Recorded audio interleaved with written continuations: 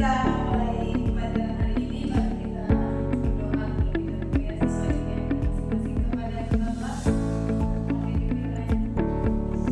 Sebelum kita memulai pelajaran, mari kita berdoa sesuai keyakinan masing-masing. Berdoa dimulai.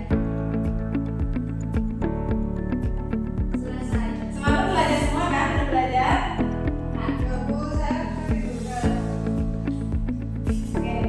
Jadi belum tahu materi kita hari ini itu apa? Itu vektor. Iya benar.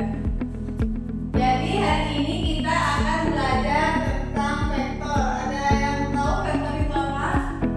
Nggak tahu. Nggak tahu. Nggak tahu semua. Sebelum kita masuk ke materinya, itu akan dibacakan dulu sesi pembelajarannya. Ini yang pertama, siswa kalian ini diharapkan dapat menjelaskan pengertian vektor dan dapat membedakan antara vektor dan skalar.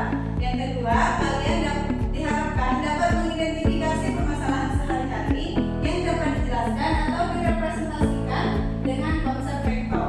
Dan yang terakhir itu, kalian diharapkan dapat melakukan dan menyelesaikan operasi-operasi vektor.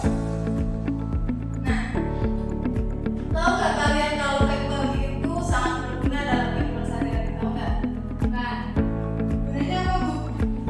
Oke, ini bisa kalian lihat di layar. Ini ada gambarnya kapal. Jadi vektor ini sangat berguna bagi seorang, misalnya bagi seorang nahkoda itu.